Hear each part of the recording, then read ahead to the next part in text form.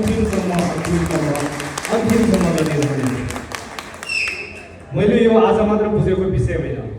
यो परापूर्व कालदेखि जुन किसिमको चाहिँ नि सङ्गठित ढङ्गबाट चाहिँ राज्यले चाहिँ नि हामीलाई यहाँ उठिवास गर्ने किसिमको योजना अहिले मात्र भयो भने त्यो मैले सानैदेखि चाहिँ बुझेको विषय हो।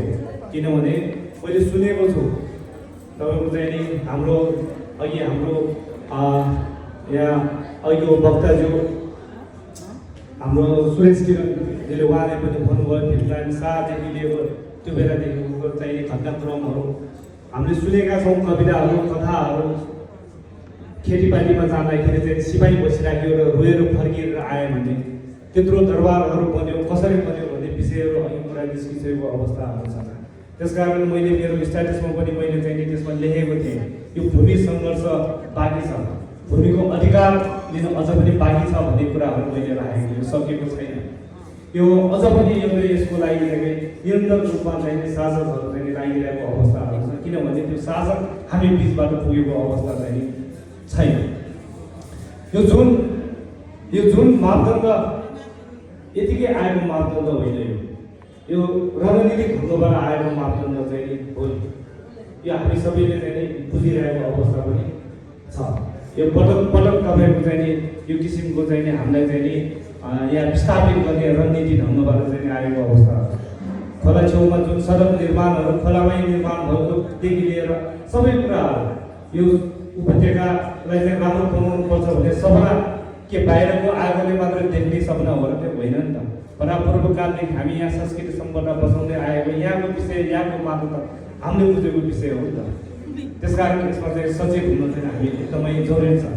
जुन सङ्घर्षका साथ चाहिँ हाम्रो चाहिँ श्याम प्रजापतिजीको टिम लाग्नु भएको छ, त्यो टिम लाग्नु भएको छ। उहाँहरू सबैलाई मेरो नमन मात्र होइन, हृदयदेखि उहाँहरू सबैलाई चाहिँ मेरो चाहिँ हार्दिक हृदयदेखि उहाँहरूलाई मेरो चाहिँ जुन मैले आशय पनि व्यक्त गर्न सकिरहेको छैन। उहाँ जुन रात दिन नभइकन दिन रात नबनिकन चाहिँ उहाँहरू खटिराख्नु भएको छ। यो तपाईँको एक दुईजनाको विषय होइन, लाखौँ लाख दसौँ लाख प्रत्यक्ष प्रभावित व्यक्तिहरू जसको चाहिँ खरब सम्पत्ति चाहिँ नि जेरो हुने अवस्थामा चाहिँ पुगिसकेको अवस्था थियो।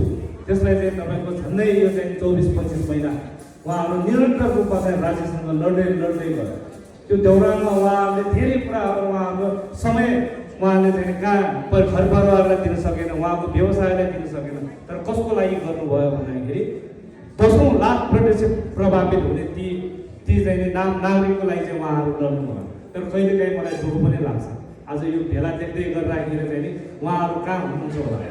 मैले अघि एकजना चाहिँ नि यो आन्दोलनकै क्रममा म सँगसँगै फर्किँदाखेरि चाहिँ नि मैले एकजना चाहिँ व्यक्ति मसँग चाहिँ नि कुरा गर्दै गर्दाखेरि उहाँको 5 रोप्ने जग्गा परेको थियो खोला छेउको मापदण्डमा।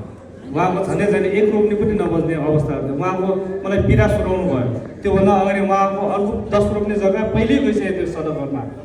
भनेपछि उहाँको अवस्था चाहिँ नि सुन्दै गर्दाखेरि चाहिँ नि होइन यसर्थ चाहिँ कति लाखौँ रोप्ने जग्गाहरू चाहिँ यसरी चाहिँ नि राज्यले चाहिँ नि बिना चाहिँ नि दुःख दिने काले मात्र यहाँको स्थानीयहरू विस्थापित गर्ने किसिमले मात्र गएको अवस्थाहरू थियो।